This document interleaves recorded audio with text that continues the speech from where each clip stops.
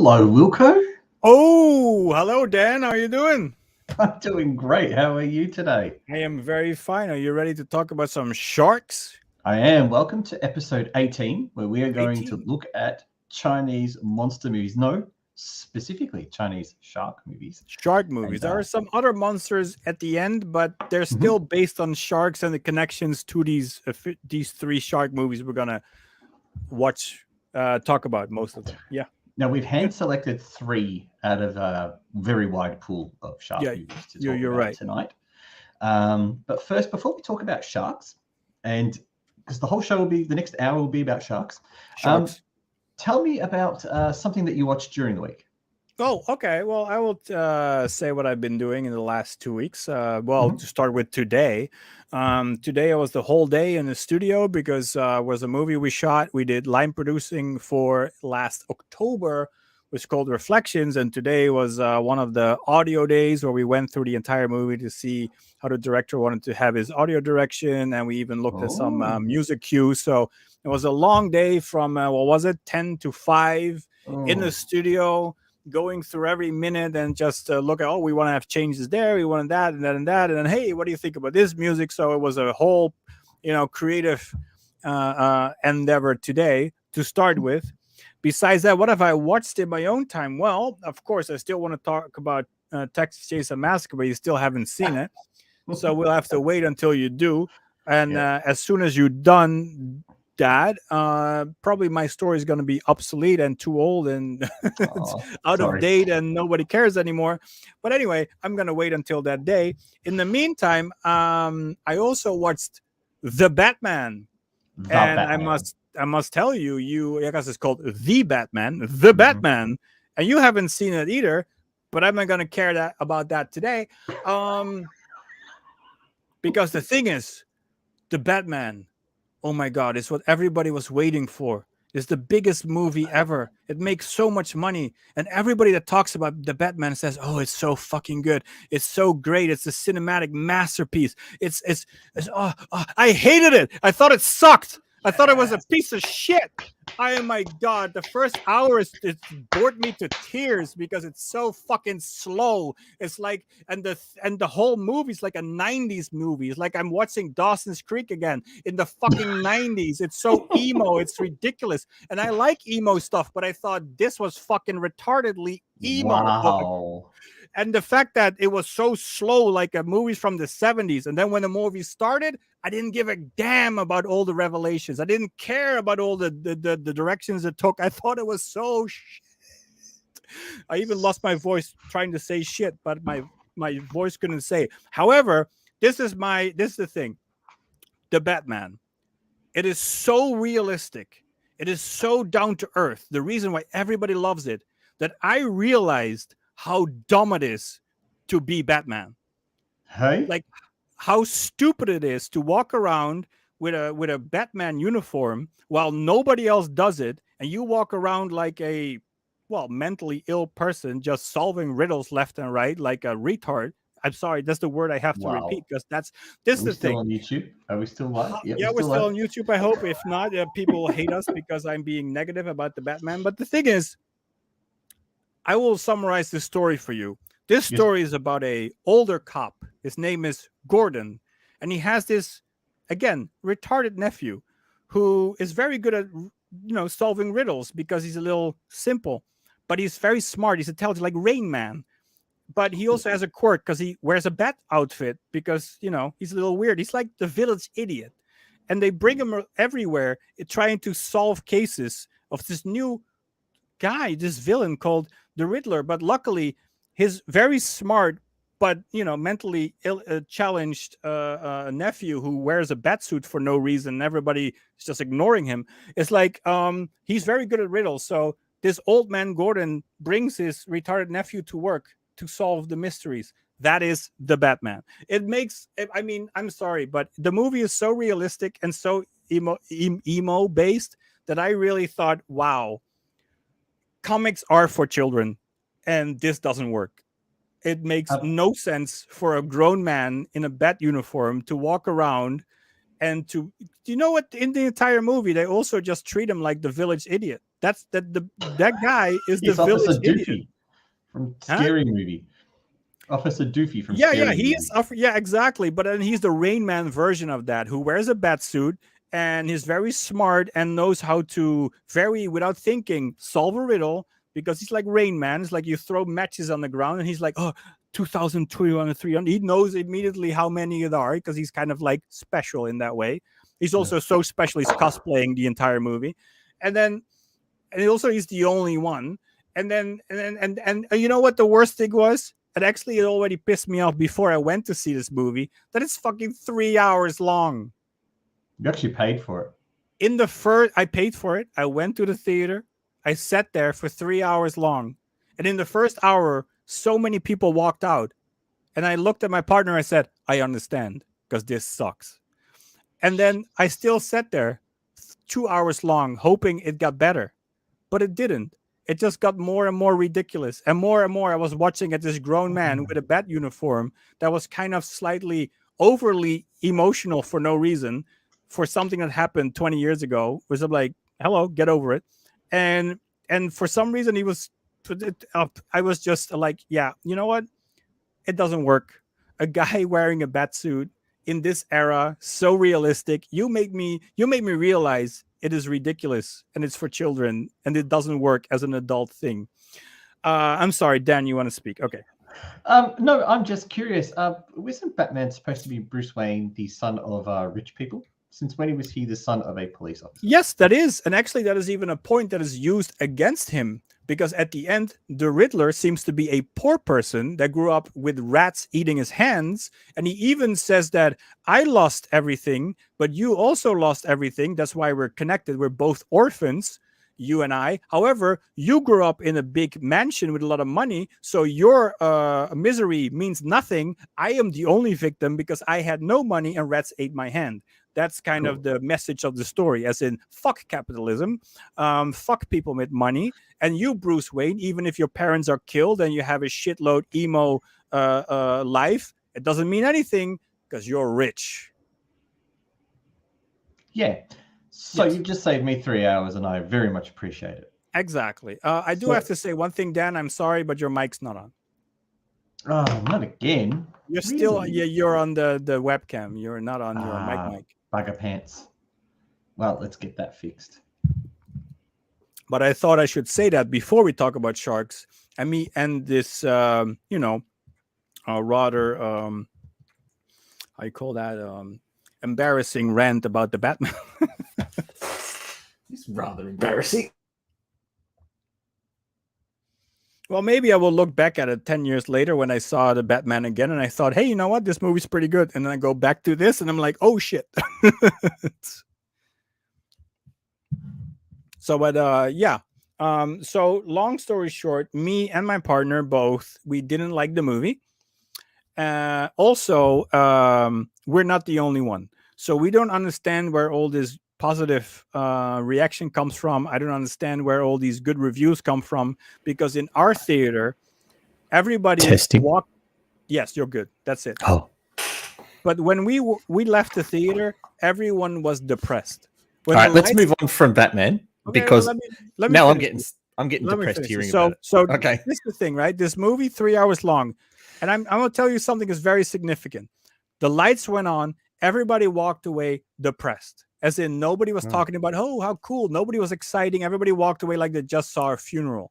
And I will tell you something that's even more significant. In front of me, in the row in front of me, was a whole row of black people. And you know that people who love movies are black people, and they're very vocal about how they love their movies. You should see black people watch Spider-Man No Way Home. It is a bigger party than you ever saw. I went to see this movie, The Batman, with a bunch of black people, and we came out of there like a funeral. That just means that The Batman is not a good movie. No, I'm not touching that. They are the ones who tell you if a movie is good or not. There was no, ooh, look at that, or hey, that is my favorite. No, it was all just sadness and depression. All right, well, again, moving we're done. On. Yeah. Moving on. Moving on from crappy Bat movies now to awesome shark movies. Tonight, we're going to be doing a little bit of a battle between 3 movies. Oh yeah. And I sprung this up on you last minute, like I always tend to do, so I can keep you on your toes. Doesn't matter. You opened my world, Dan. You opened a world for me about Chinese monster movies. I did. So the first movie we're going to look at, well, no, we're going to look at all 3 of them. So let's introduce them all. We watched Escape of Shark, which is actually called Escape from Shark, but someone fucked up the title and ended up calling it Escape of Shark. Yeah, I was also wondering what the shark escaping of. Yeah. Yep. There's Land Shark, and then there's Huge Shark. So very imaginative names. They're all relatively short movies, just over close to 70 minutes, all of them. So for the length of Batman, you could squeeze in 3 of these. That's true. Yep. In Escape of Shark, it's set in a little seaside resort where all of a sudden a massive tidal wave or tsunami perhaps manages to flood the resort, unleashing a huge shark which just slowly crawls around a very cramped resort, hunting down the 6 people that are there, made up of a very eclectic group of people. Yes, 100%.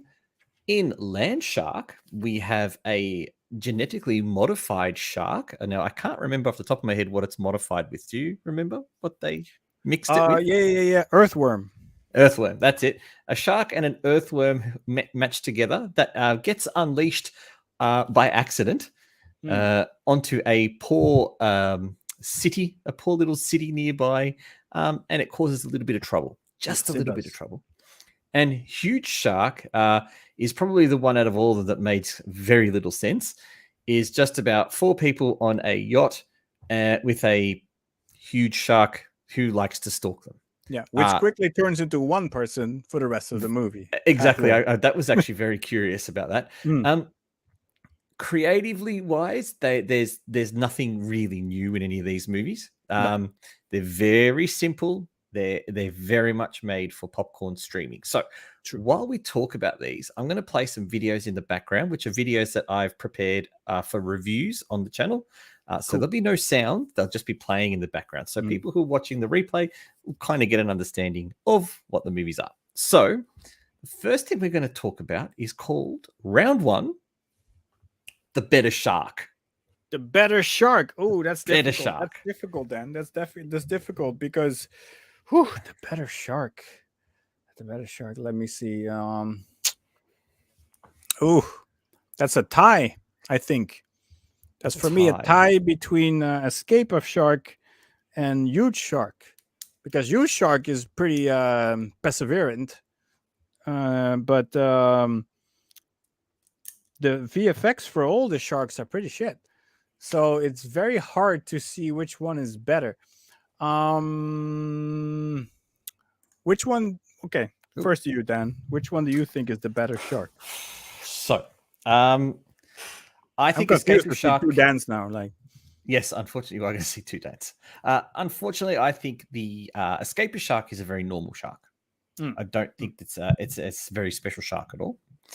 The Huge Shark, again, is a very ordinary shark. However, if you did watch the whole movie, you would have noticed that they left themselves wide open for a sequel. I know, but that's a bigger, that's a huge shark. That's a effing huge shark, a BFG, a BFH. Yeah. I'm going to be really honest. My favorite is Land Shark because he's got an armored body. He can crawl underground. He can jump in the air. He survives explosions, and he does stuff like this on screen, where he just stops dead in front of a little girl. So for me, it's Land Shark. Land Shark is awesome. Okay, well, you really look at the shark and his abilities. There's nothing I can argue about that. That is true. Yeah. Wasn't the fact that I hated Land Shark as a movie. So how could you hate Land Shark? I am so sorry. I didn't like it. But I also didn't like the Batman. So everybody now is gonna watch Land Shark and think it's great. The thing is that Escape of Shark was the better movie of the 3. Because we're not talking about the better movie, we're talking about the better shark. But it is the better movie of the 3, yes. Of Shark, in my opinion, was the better movie of the 3. It had a good opening. It showed you who the characters were and then gave you one situation, because we only have 1 hour. There's this one situation where you go through, and it's pretty well presented with some awkward VFX here and there. But better shark-wise, if I ignore Land Shark, which I really like to do, Because if I give a top 3, it is Escape first, then it's Huge, then it's Land. I'm so sorry, I don't like Land Shark. But are you rating your movie preference, or are you rating the shark preference? This moment the movie, but I'm going to Shark, because as Shark, I must say that Huge Shark I like a little bit better. I must say I am ignoring the Land Shark. Why I like the Huge Shark better, because it was super perseverance, and even a normal shark would have given up a long time ago, and he just kept on coming. So I do think that my vote will go out to Huge Shark for the better shark. Huge Shark for the better shark, but we don't see Huge Shark that much. No, but he's halfway the movie, because that's with Huge Shark. You have the first 4 characters in the beginning, but then at the 30-minute mark, and then you still have 30 minutes to go, all of them are dead, and you only have one person left. Yeah. That one shark is, in my opinion, should have left a long time ago and just kept on coming. And don't forget that I keep on ignoring Land Shark. So it's like, in that way, I really have to give the point to the Huge Shark. Tig says hi, so we're saying hello back to you there, Tig. Hi, Tig. How you doing? Look the footage on the screen now. Look, Land Shark is crawling on top of a building. I don't understand how you could ignore. Let me try to explain that. It's like this, and I guess I best explain that in the order I watched this movie. When I saw Escape of Sharks, I already said it was a well movie, good opening, one situation. I thought it was enjoyable. I was feeling good after watching Escape, and I thought, oh my God, I cannot wait for Land Shark. I put Land Shark in, and I get an asylum movie. You do this sci-fi movie, Roger Corman movie with Sharktopus and Ghost Shark, House Shark. I get it, one of those movies. And personally, I cannot stand those type of films. So the reason, but also that is just for the type of film. But why I didn't like the movie is because you weren't introduced to any of the characters. You were just dropped in there. People were dying left and right, and I didn't care. I didn't care because I didn't know them. And Escape of Shark at least had the courtesy to introduce you to the people. Sure, it was a little bit more teen romance, but I'm a sucker for that. So I kind of knew who was dating who and who tried to date who. It's like, and that was the setup, and then the shit happened. But Land Shark just happened from the start, and I didn't know anyone. So I wasn't disagree with you on that. I wasn't connected to any of the characters because it just happened. It just started. Land Shark clearly has 4 characters in it, right? It has the big evil guy who you're supposed to hate, who has a very cute little daughter who you're supposed to love. It has the stereotype drunk expert, and there's almost always a stereotypical drunk expert in these monster movies, who's always drunk, who everyone always has to go, oh, you stink. And then there's always the sexy, smart female scientist who clearly did not get the job, who's either went to university when she was 8 to be getting the job at her age. So I think there very clearly are. The only bit I really don't like about Land Shark is that there's this kind of section in the first third where all of them are in the flooded lab. That scene just takes too long. But that's the whole opening of the scene. That's the whole opening of the movie. It's too freaking long. Yeah. When they get out into the city, that's when the pandemonium starts, and that's the big. I guess I just didn't like how they handled it, because a movie we'll talk about a little later, which is not about sharks, but it's something that we have to talk about at the end, which is like I have to talk about it in comparison. Crazy Tsunami did the same thing, but a hell lot better. Okay. Because I cared about those guys after 20 minutes. In the first 20 minutes, I had the same feeling as Land Shark, but Land Shark never made up for it, while Crazy Tsunami did. So that's why I have to say that I really didn't care about the characters even after I went through the movie. And because in my opinion, the characters weren't as well defined as you just explained them to me. If we do use Crazy Tsunami as an example, we shouldn't, because it's in this film. It's not in this comparison. Then Escape of Shark is the closest that you get in regards to character development. You get the girl and her dad. You get the again the drunk guy that really emphasized the drunk guy in that one. You get the rich businessman and his stupid little sidekick.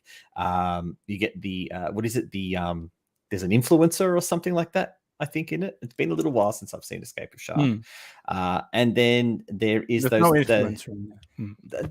then there's isn't there a girl who's always on her phone? Not that was maybe in the beginning, but not as soon as the thing happened. In the beginning, a lot of the basically in Crazy Tsunami, there's one big family, and one Not in Crazy Tsunami. We're talking about Thingo. Oh, we're talking about Land Shark. No, Escape of Shark. The cast Escape in of, Escape oh of yeah, Shark. you're right. Yeah, you have that's the group of characters you're talking about. Yeah, you're right. Yeah, and I think the other thing in Escape of Shark is the made for Chinese web. Ooh, Yeah. that. So, I know it's not actually a category we looked at, but certainly better cast would have gone to Escape of Shark. But what I I'm also looking at- had with Escape of Shark is that it had the best good guy. It was very clear cut who the good guy was, and he actually did good guy things. While the one in Land Shark, in my opinion, kind of lacked in his abilities. He wasn't the main guy who tried to save the day. It was like it was more he was going against the bad guys who show up halfway the movie. It was As reference, I've got Escape of Shark video on now in the background. This is the 5 awesome things video that I did about Escape of Shark because I freaking loved the movie. Escape was a lot. Yeah, it's great. I think it's good. But probably not as much as Crazy Tsunami, but it's not part of this video tonight, as I keep saying. But this movie, Escape of Shark, I just don't think had the better shark. I don't think it did. Yeah. Okay, well, I see, but I must be honest, I see your criteria for why the shark is better. And all right, in this perspective, a shark that can survive on land and swim on rooftops is cooler than the other two very generic sharks. But you must not forget that I am ignoring Land Shark because I didn't like it. I have to admit, I think Escape of Shark has one of my favorite shots where the guy just jumps through the open hole. It's all done in slow-mo, and then the shark. I will tell you after, because terrific. You told me to watch 3 shark movies. I ended up watching 9 monster movies from Chinese monster movies. Every movie has one of those scenes in it. They really love this scene of a guy in slow motion, like flying in the air with the monster and the jaw open behind it. It's like a thing that's almost in every movie. That's like a Chinese likey thing. Yeah. But okay. But all right. We only have 2 people, not 3, so we cannot make a decision. But I'll give that point to you. If you look at the shark writing and his it down. abilities, I'm writing it down because at the end I'll count up who wins more categories. But I am saying that I have to go a little bit towards you if you want to see which shark is cooler based on its abilities and not which movie is better or whatever personal preference I have. Then Land Shark is the coolest shark. Yes, and preference-wise, I think we can both agree Escape of Shark definitely is. Definitely, Escape of Shark is the better movie of the 3 movies. Definitely. For sure. And looking at the footage now again, I'm just reminded of how a 65-minute movie had me captivated from the whole go. It was good. Yeah. It was good. It was one situation. There you go. That's it.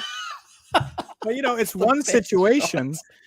But the situation is just, well done. It's just that normally in a movie that's 90 minutes, you will have a more of a pre or more of another situation after that. But this is just one situation for 1 hour, and then then we're done with some craziness like we see now at the screen. When he beats the shit out of the shark and it just comes and then back. you have this bad CGI. But anyway, okay. It's such a Jason Voorhees kind of moment, isn't it? That bit right at the end. The next point I want to make is before we move on is of the 9 Chinese monster movies is that all of them are a ripoff of a Western movie.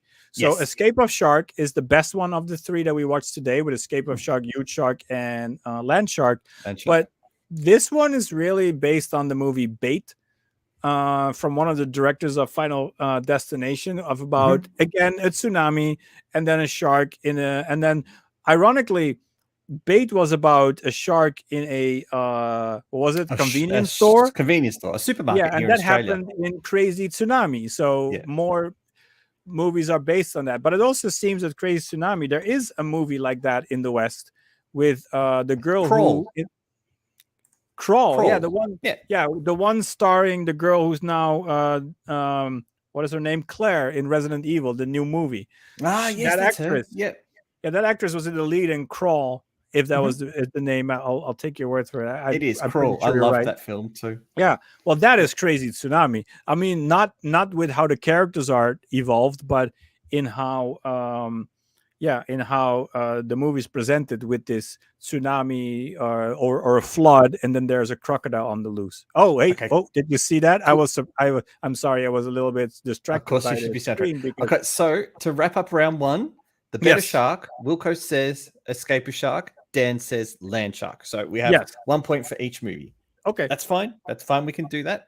Let's go into round two, which is the better effects. Now, this is going to be a bullshit one because they all have fairly bad effects. I mean, people need to understand these movies are made for web. They're probably planned in January, filmed at the end of January, edited at the very start of February, and probably done by the end of February. So I just was looking at the footage you showed, and it reminded me of the good points of Huge Shark. There is no good point. There is a good point about Huge Shark. Man, I got a story to tell. No, it's not even a story. There's a lot of good points about Huge Shark. Yes. It has nothing to do with the shark. All right. No, so that's category 3. That's round 3. So I know. Round 3. Better effects. Oh my God. Where to start? I thought that Escape of Shark was decent in what it tried to do, but sometimes had these super hokey VFX that were just unacceptable, as in the ending when the popular guy, like let's say the idol guy, gets eaten by the shark. That part is ridiculous, doesn't look good, but the rest of the movie looks pretty decent.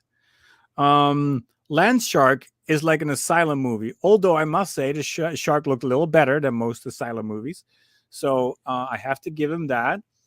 And a Huge Shark, it was so interesting that everything was in front of green screen, and it just everything, and I didn't realize it. It was like they just used probably a small pool where they shot everything in. Even that's exactly it. If you see now, you see her on a rock, but that rock is just made of paper mache because it moves left and right when she's sitting on it. If you see the movie, so I must say that the worst effects go to Huge Shark because of all the green screen and the super tiny set they had.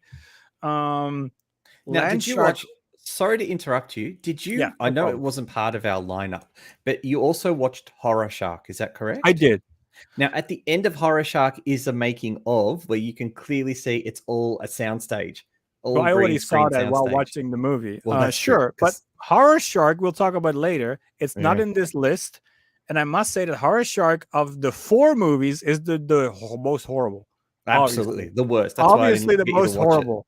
However, we cannot count that one, and we'll talk about it later in a smaller segment. But of the 3 movies we're talking about now, I think that Huge Shark on the first one at the worst effects, and then Escape of Land. I don't want to give points to Land. Escape of Land? You mean Escape Land Shark? Or Land. Oh, sorry. Escape or Land. Yeah.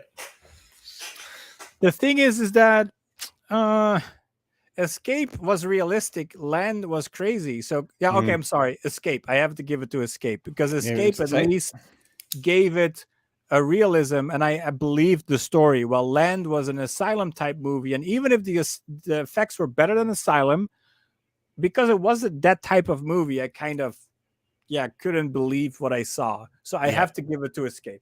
All right. So I look at it, and straight away we discount Huge Shark for the effects because the green screening is just horrendous. There is far too much fringing going on around the hairs. And then there's the obvious matting that's done with some other bits. There's also some very bad compositing where you see the shark splash up and splash down, but the water doesn't move.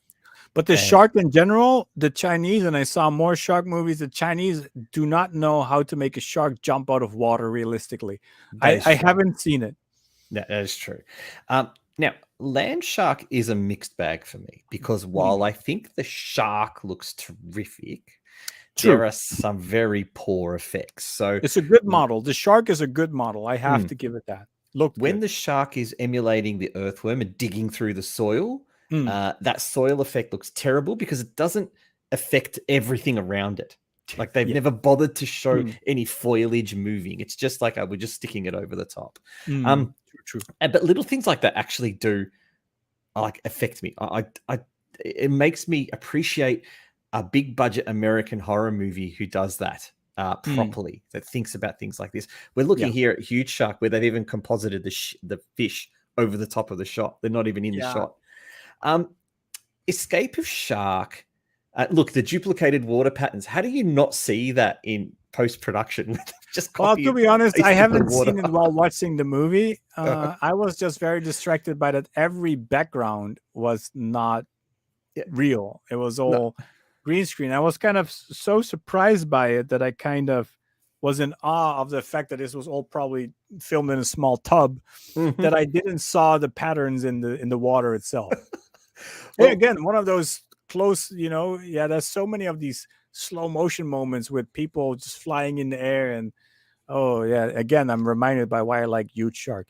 Anyway, so continue. And so then I look at Escape of Shark, right? Yes. And what I'm looking at Escape of Shark is the fact that yes, there's that one crappy shot at the end, but everything else feels fine. Like again, it was filmed in a studio. We can tell it was definitely filmed in a closed studio. But in this case, they've built these walls and these rooms of the hotel, and it feels fine. It feels like it could have actually happened.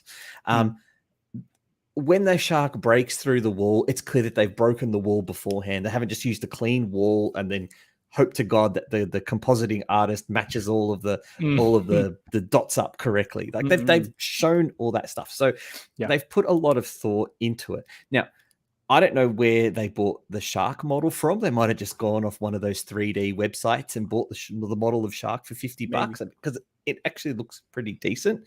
But as much as it hurts me that I love land sharks so much, the realistic nature of how everything comes together in Escape of Shark actually gets my vote. Yeah, it worked better. Yeah, it really does. And and here we go. We can see some of the shitty effects here in Land Shark, but at the time, I thought they were still good. But yeah, okay. Well, we have to give it for Land Shark then. I'm sorry. No, it doesn't. It does go to Escape of Shark. It really does because it's going to be very. Now I think about it, I don't know who's going to be the winner at the end because the next topic is going to ruin everything. I think so.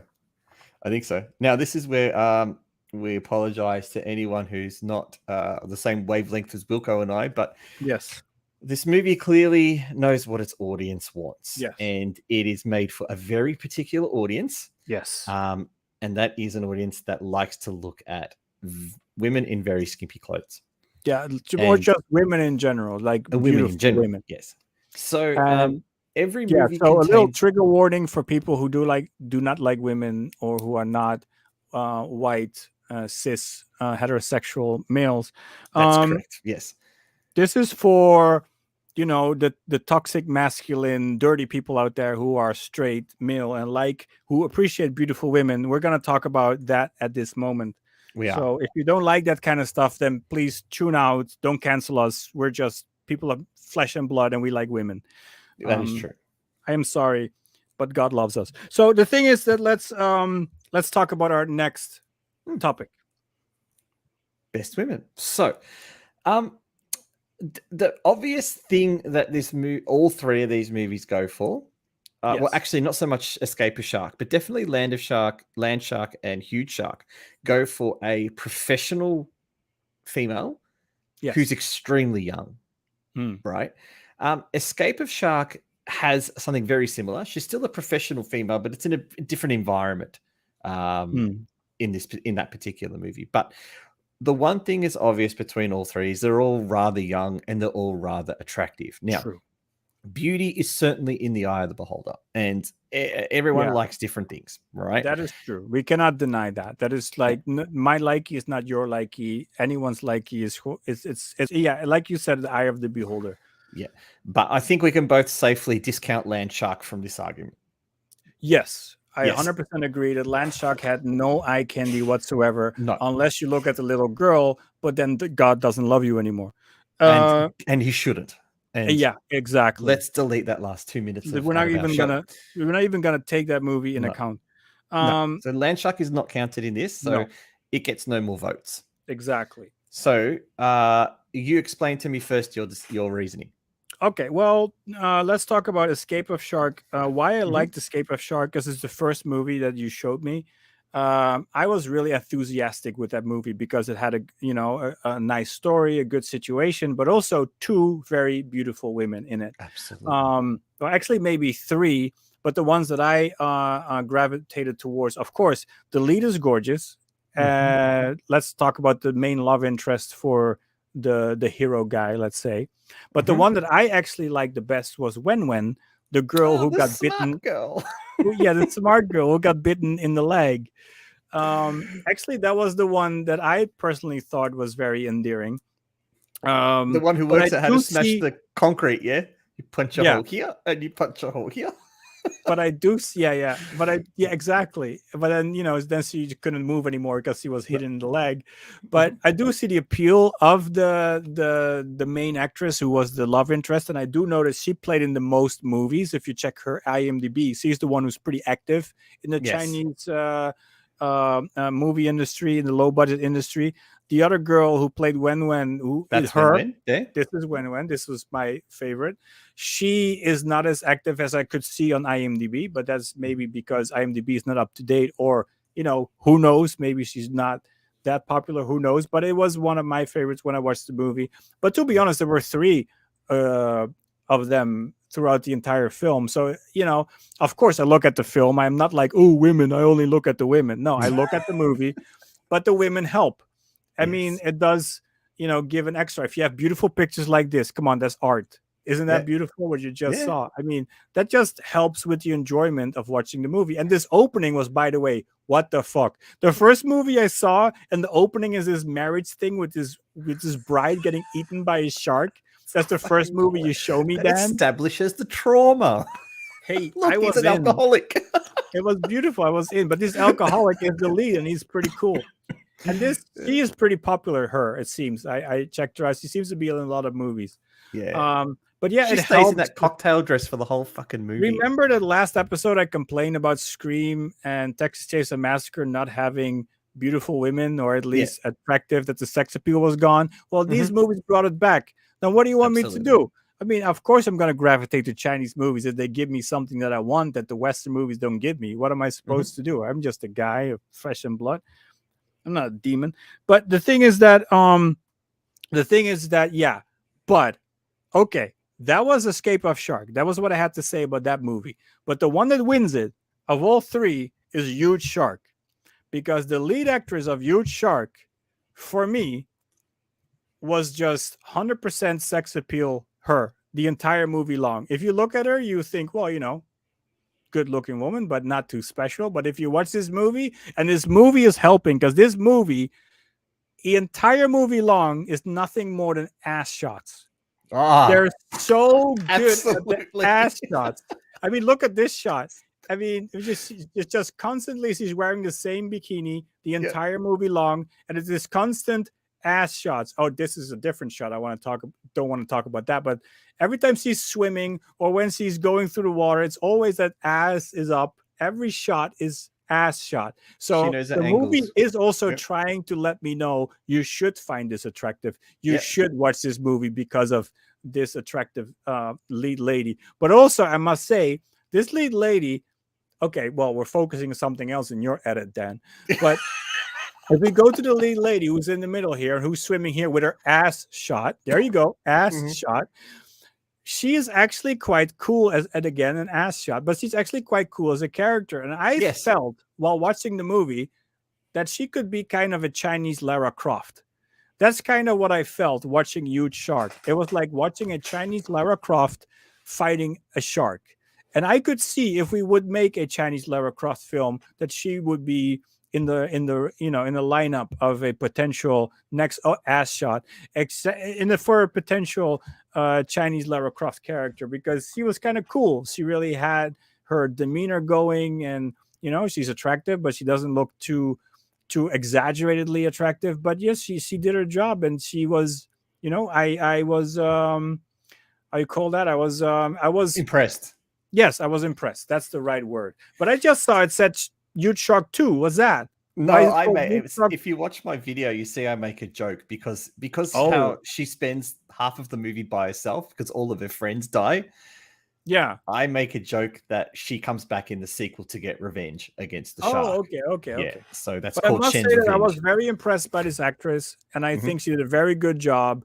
I think that the filmmakers focused a little bit too much on her ass, but I think as a character, she really nailed that strong woman Croft type of character, and I think that she nailed it. I think, I would want to see her in something else. That's why my vote will go to Huge Shark. So my vote also goes to Huge Shark, and for very, very similar reasons to you. But going back to Escape a Shark, I thought that the main actress was absolutely stunning.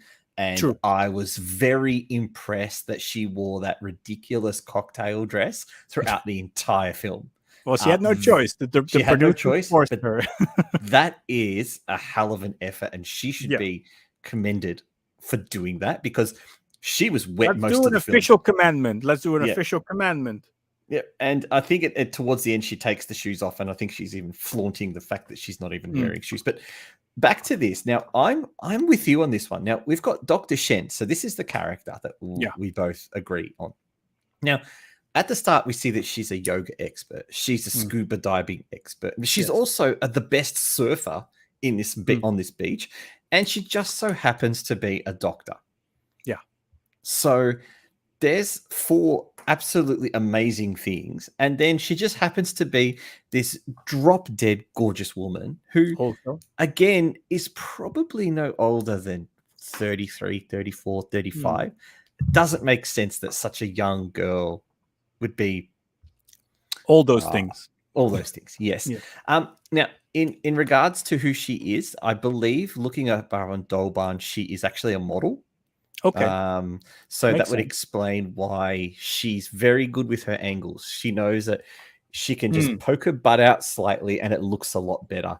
I agree with you. She's good at the poses. That really helps with selling a character. Yeah. Yeah. And I think the director must have had a lot of fun with this, but I'm also thinking that she probably had a lot more say in the directing work than he did. Okay. Because I'm pretty sure she would have said to him, hold on, I can get my butt to do this. And you just got to film it from this angle. Oh, you're going to give her the credit for all the ass shots. I'm going to give her the credit because I think she knows exactly what she has on offer. And it's probably a shame that she's wasted on these low budget internet movies. Yeah, I do think that she should do more. I looked up her a little bit. I didn't find a hell of a lot more movies she was in. But you're right. She was probably a model before this. And she looks a little different. And she looks a little different if you look her up online. She doesn't look like she does in the movie. This is like the movie makeup for her character. She is just a slightly different look in her model pics. But yeah, I was in this movie. I don't know anything about her career otherwise or whatever. But in this movie, I was very impressed. And and she's smart too. It's not just all about looks. Her character is actually a good character. Like you said, for me, it's the survival aspect. The fact that she's so hardened fighting a shark and Caps just goes through, everything to survive. That is my. It's not so much the smartness; it's more like the perseverance and survival instinct she has, in order to make it through the day. The toughness, let's say. Well, to that end, does she even survive the movie? Well, that is for debate. Yeah. Yes. No. Yes, she survived the movie. However, now with the shark that she killed, A bigger shark, bigger than the huge shark, comes along and eats it, which is just a silly cliffhanger. But yes, that shark could eat the boat she's swimming to, and then it's over. That is 100% true. Yeah. So I thought it was funny and, very, just a typical movie moment that just so happened to be another boat just floating out in the ocean. And, thank God the movie established early on that there was going to be a boat there with a dead couple that had gone missing. So, story-wise, at least all three movies try to tie all their little bits together to try and make sure people didn't go, oh, that's bullshit. Why would that happen? But one bullshit we can't get past is the super attractive women. And I have to say, huge shark, well done. Now I'm going to tally up the votes. And, okay. So what's the end result here? So round one, there was 1 vote to Land Shark, 1 vote to Escape of Shark. Round 2, there was 2 votes to Escape of Shark. So Escape of Shark's got 3 out of the 6 potential votes. And then round 3, both went to Horror Shark. So I didn't think this would happen. But huge Escape shark. of You Shark. mean huge shark? Yeah. A huge shark, sorry, yes. Yeah. Escape of Shark actually won. Well, yeah. I think that is deserved. It is the better of the movies. So yeah, I think it's deserved for that to be the winner. Yep. So Escape of Shark is the movie that we say is the best out of these 3 movies. Now, not necessarily the best shark movie that the China has made, but it's definitely the best of this lot. And I would recommend anyone watch it. I really would. Just for the fun. For 65 to 70 minutes of pure entertainment, it's fun. Yeah, it's very short. I mean, it's an hour long. You can fit that in anywhere. But it does have the caveat that because it's only an hour long, you only get one situation. It is well detailed, and you do feel committed for an hour, but it is only one situation you go through. Yeah. So there was a Chinese monster movie made around, I think it's 2014, called Bugs 3D, which was the second Bugs 3D. biggest. Is that a Chinese one? It is. It's the second biggest budget Chinese monster movie that was made, prefaced by only giant crocodile or mega crocodile, $1 million crocodile, which was made in 2011, which is really good. So I didn't want to count those 2 films into this monster thing we're doing because they're kind of legacy monster movies. They're the older ones. They're the kind of templates that all these are built off. And certainly I think a lot of these movies owe a bit to the Meg being a Chinese co-production as well. It kind of brought the whole monster movie back in.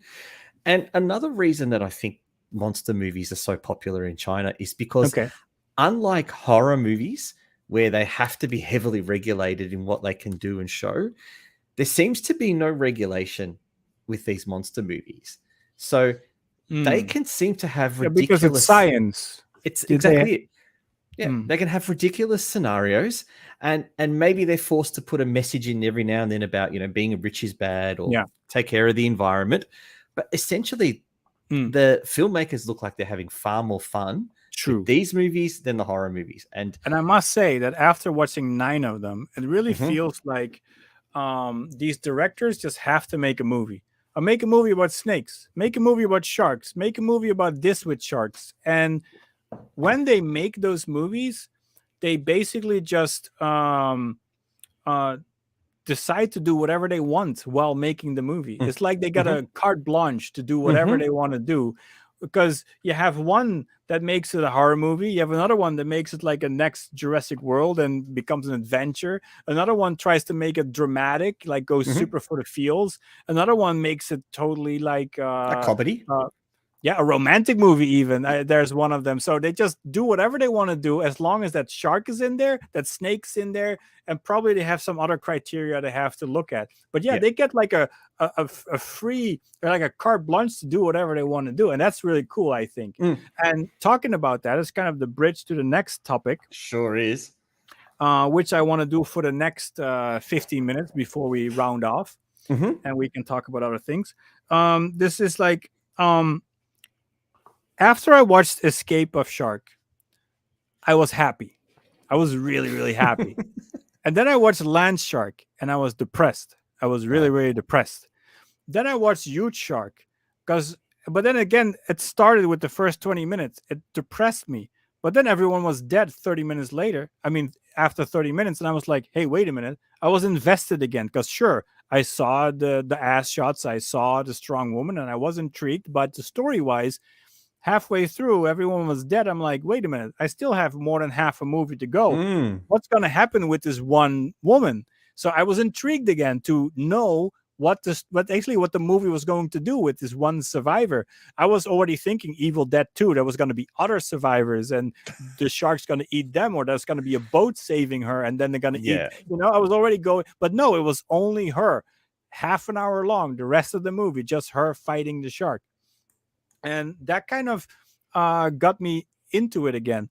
But I was still unsatisfied. And I remember that you said, hey, I also want to show you Crazy Tsunami. And then I kind of thought, yeah, I'm so disappointed with these movies. I have to check out Crazy Tsunami.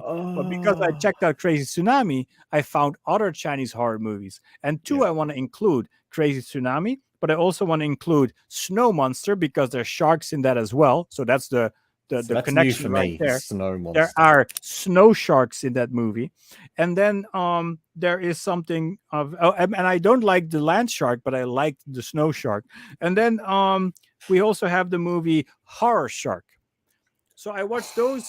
I watched 9 of them, and the last 3 I will save for the last segment for next episode. So you have to wait for next episode to know about the last 3 movies. But the other movies I want to add, Crazy Tsunami, Horror Shark, and Snow Monster, I was pleasantly surprised more about those 3, not about Horror Shark, because like you said, Horror Shark's horrible. Horror Shark is terrible. Yeah, you could call it Horrible Shark because it is terrible movie. That movie is like, it's all green screen. It has the most horrible effects. The story is also kind of the female cast is also not too appealing. It's just, I kind of appreciate what it's trying to do, but it's kind of going into the Shark 3 realm and the Meg realm with the underwater stuff. And let's forget about that one. But I watched another shark movie because I was so unsatisfied. And even that shark movie made me even more depressed. But then I watched Crazy Tsunami and Snow Monster. Before I talk about Crazy Tsunami, I want to take a little bit of time to talk about Snow Monster, not too much, because I was so surprised in this land of asylum type movies where every creature, snake, shark, a monster, whatever, lizard, any kind of type of creature you can think of is all CG. And then I see Snow Monster, a Chinese monster movie with a dude in a suit. That's awesome. And I was blown away. I was like, it has miniatures, there's a dude in a suit, and it's actually quite good. Well, it's a big King Kong ripoff, but then in the snow. But still, it was quite enjoyable. It even had snow sharks, and with an ancient civilization where the modern people interact with, and then come eye to eye with the snow monster, which is basically just a huge white furry monster. I mean, it's a movie you definitely have to check out, and it's one of my recommendations for Chinese monster movies. And now for the last thing I would like to talk before we start talking about the movies for next week, I want to stand still with your favorite of these type of monster movies, Crazy Tsunami. Crazy Tsunami I give my point of view, give your opinion on Crazy Tsunami. It's like a little bonus. It's not a shark, it's an alligator, but it's in the same realm of disaster movies with a monster. So a quick plot synopsis of Crazy Tsunami.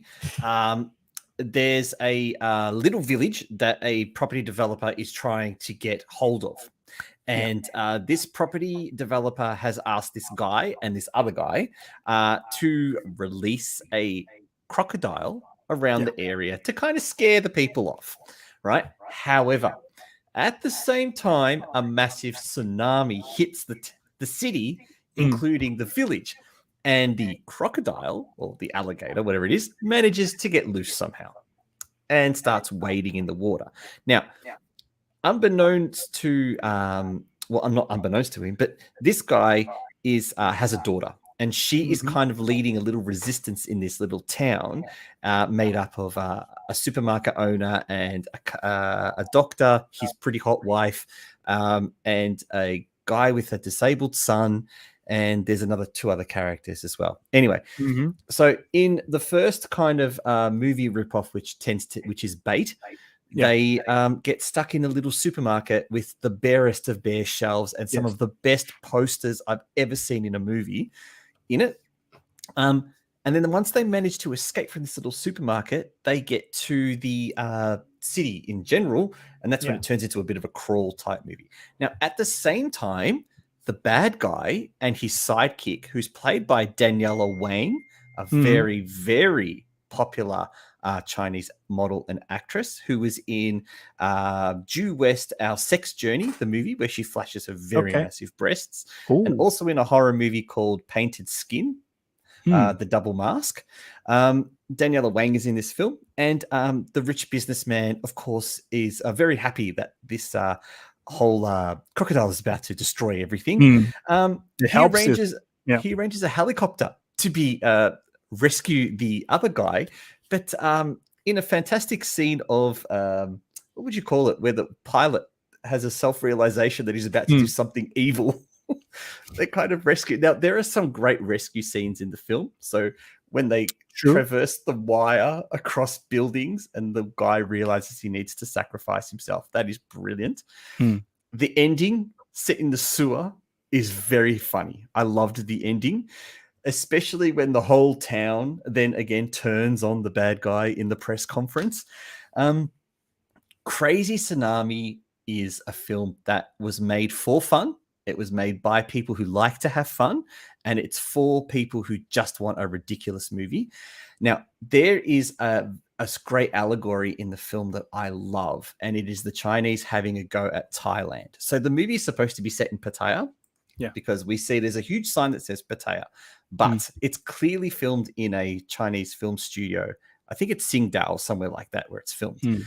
There's one scene that is a street full of sex clubs. You would have noticed it.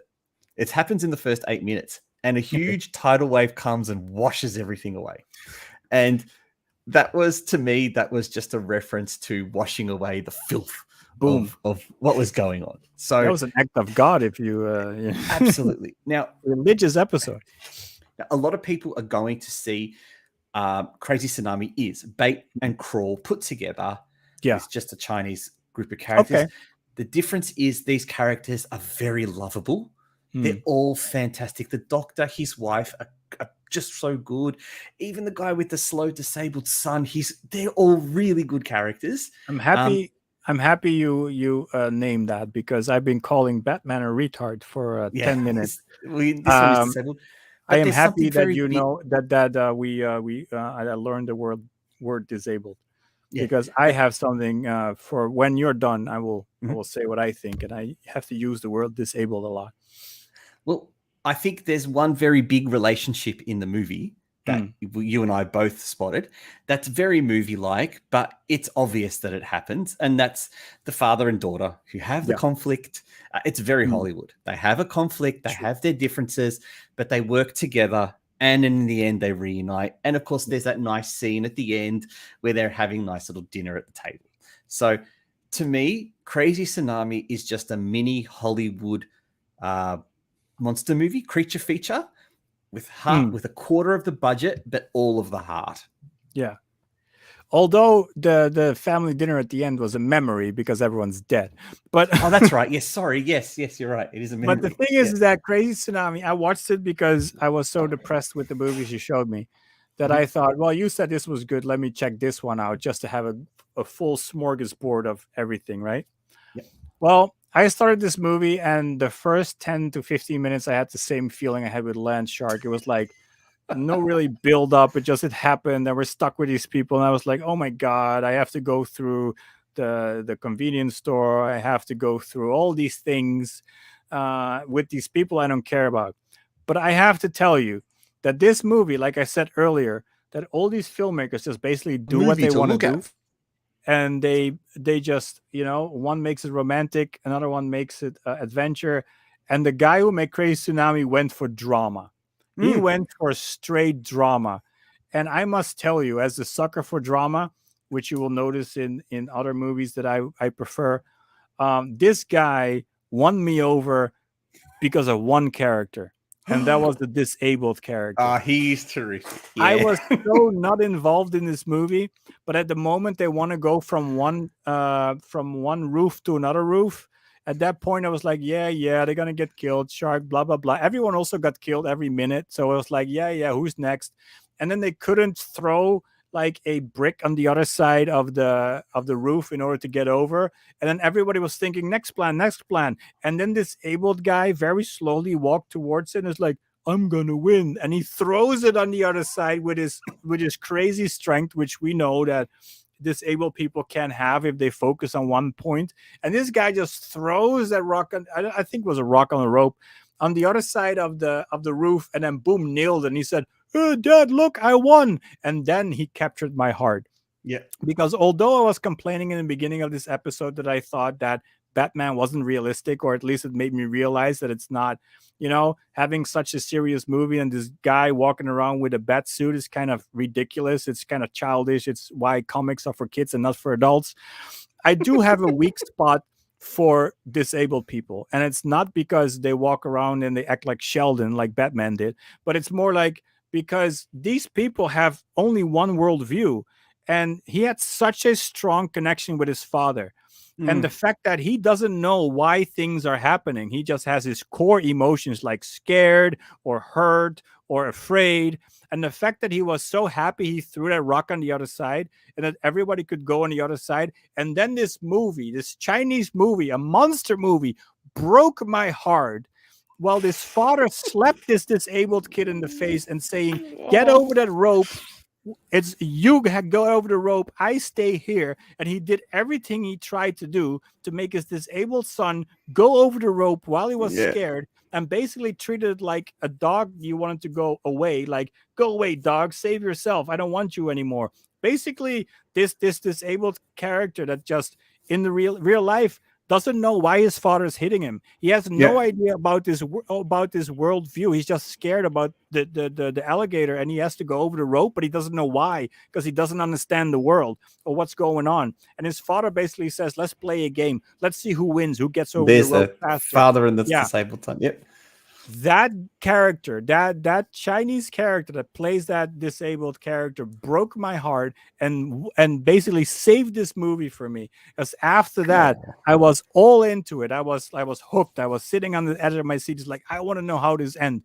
Well, I was not too happy at the end because he got knocked out, and basically we didn't see him again, because then it was about the father and the daughter, as you said. But for me, where the movie really went to a next level was because it hit me on my sore spot when it played that disabled, that scenario with the disabled and his father, that his father is smacking him in the face to save his life, to go over the rope, and that kind of like hurt me in my deep soul. And I was like, wait a minute, why is this Chinese monster movie about an alligator hurting me so dramatically emotionally that no other movie is able to do, even with 2 hours of romance or whatever, right? Because it just hit me on my sore spot, because I know that. So, and that here's the scene. There's the scene. There's the scene. And the fact that, also, just to make it more horrible, that this disabled kid goes over the rope crying. And then when he's on the other side, he constantly, while his father gets swept away by waves, constantly screams, Papa, Papa, Papa. He's screaming it the whole time. Breaking my heart, sitting here in Japan, watching a Chinese monster movie, getting my emotions broken by this film. So in that case, I have to say, thank you, Dan, for introducing Crazy Tsunami. It was Crazy a movie that I didn't expect to hit me in the way it did. It also didn't hit me the way it hit you, but it hit me in the way that a movie hasn't done in a long time, just by being human, by taking characters and use them how they are realistically used, and also in this family setting that everybody is like one big happy family in this community, everybody's with each other. And then also these flashbacks Oh no, wait, the flashbacks are a different movie. I'm getting confused. But anyway, no, there are also flashbacks in this one about them having the dinner and stuff. I mean, oh my god, I didn't expect that from a monster movie, which I in the first 20 minutes thought, oh, it's not a bait, it's not a crawl, and then it just does this emotional journey it puts me on. Of course, like I said, it's because of the the weakness it hit. But wow. So I must say that of all the movies today, Crazy Tsunami wins. Yeah, and even Jonathan, our friend Jonathan, who gave us the Zombie Fight Club review, yes, did a review for me on Crazy Tsunami, and he loved it too. I must say, Crazy Tsunami is great, and I must say also, Jonathan, I'm sorry that the last time we had your review that we didn't have the audio. I still feel bad about that, but you're 100% right. Join the club. Crazy Tsunami is awesome. So for a episode where we talk about shark movies, the alligator movie that got us. Yeah, the alligator movie with the disabled kid, he wins. That's the one that did it. It really did have a great cast of characters. I pointed it out in this video that I made too about it, that the characters really were well thought out. Maybe this one had a higher budget than everything else. That's the only thing I could think of, because Daniela Wayne wouldn't have come cheap. Yeah, I guess so. Yeah. But to be honest, budget-wise, I do think that the movies we're going to watch at next week have the highest budget. Cool. Maybe not all three, but at least the main series. Ooh, wrong view. Doesn't matter. Here we go. Okay, so what have you now? Originally, you had something very different lined up. Oh, I had a whole. We are professionals. We make whole year schedules about what movies we want to do. But then Dan came and said, "Hey, guy, why don't you watch 3 of these Chinese shark movies?" And then I was like, "What the hell? I'm gonna watch 9 of them." And then I found Chinese snake movies. And oh my God, I want to talk about those Chinese snake movies, because those Chinese snake movies are 100 times better than the shark movies. And they look like high budget. They're well made. They're adventurous. They're awesome. And if you haven't seen them yet, Dan, you have to see them. And if you did see them, let's talk about them. And I am talking about the movie Shark, sometimes translated as Sharks. I want to talk about Snake. I messed up. Snake. Which is on IMDb called Snakes, but Yuku, because Yuku is the one who commissions these movies, calls it Snake, but IMDb calls it Snakes with an S behind it. Okay. And then we have Snake 3. I have no idea what happened to Snake 2. I cannot find it anywhere. But Snake 3 is also called Dinosaur versus Snake. Well, if I haven't got your attention right there, I mean, I don't know what will. And the last one of my favorite, I already say it, but I will talk about it next episode, and Dan will give his 2 cents, is Snake Girl. Those 3 I want to discuss next week. And then I heard that Dan wanted to add one. I do. Now, before I add one, I just wanted to remind you that I didn't think Snake Girl was actually a monster movie, and I'm glad you've actually told me it is. I thought it was more along those Chinese fantasy type movies. So it is, but you have to see it because it has super awesome elements in it that personally I love. It's also my favorite of the 9, and I want you to see it. Check it out. I think it would be remiss of you to not watch the hilariously titled Monty Python 2, which has absolutely nothing to do with the old. There used to be a kids lolly in Australia called a Monty Python, but also has nothing to do with English the band. TV show, Monty Python, the comedy show. I mean, has nothing to do with those guys. All right. So I would suggest just watching Monty Python. I will, because it's a little bit silly, and it follows a very similar template to Land Shark in just the way the movie is structured. Not so much the hateful bit that you probably won't hate it, but you won't like it as much as Dinosaur versus Snake or Snake Girl. I am so looking forward for you to watch those 2. I'm pretty sure you watched 1 or 2 already, but I haven't seen any of them. Oh, this is going to be great. So we're going to watch those movies for next episode. I guess I'm going to rewatch them because why not? And then, so yes, we're going to talk about next episode. We're going to talk about all those snakes, what these dirty snakes. And then you, Dan, you dirty snake, I'm going to see you on the next episode. So I'm also going to create some videos for Asian film fans about these snake ones because Oh yeah. Every time I create a video about monster movies, they tend to do really well. So I'm going to watch these 3 snake movies and make maybe 5 awesome things. This episode is not going to go well because first I insult Batman for 10 minutes. That's right. If people can get past the Batman, that's fine. I think it's not a good idea while we're live now that we, people are talking through my show here, but it's like the sneezing and shit. But the thing is that now I think that this looks like a proper, hey, we're going to talk about Chinese monster movies, and you think it's going to do well, but then they hear me rant for 10 minutes and they're like, I'm getting out of here. But I'm not going to do that next week unless you see Texas Chainsaw Massacre. See, I'm already brainwashed myself. Tokyo Homestay Massacre. So Texas Chainsaw Massacre. If you see it, if you happen to see it, I have a few things to say about that. Maybe not what you expect, but I have something fun, let's say. And if you take too long to see that movie, Dan, it's going to be outdated. Tell me, you? Yeah. I'm not going to say Fair now, enough. but it's going to be outdated. And then when I say it, people are going to be like, dude, it was like months ago. He's talking about that now. It's like, I can't help it. Dan didn't watch the movie. But anyway, we're going to, you dirty snake. We're going to watch snake movies next episode. Yes. So we'll be back on the 5th of April. Yes. For some people, that might be a new time because daylight savings will end in Australia. So I'm going to take the show back to 8 o'clock Australian time, but it'll still be 7 o'clock Japan time. Same time. So some people, that might be a different time, but for you, it won't be. Otherwise, I've had a shitload of fun talking about sharks, and I'm going to have a lot more fun talking about snakes. Yeah, you dirty snake. We're going to talk about snakes. Stop calling me that. I'm sorry, man. Dirty snake. All right. I'm going to end the episode now. Yes. Thank you, everyone, for watching. And Wilco, I'll catch you in 2 weeks. On to the next one.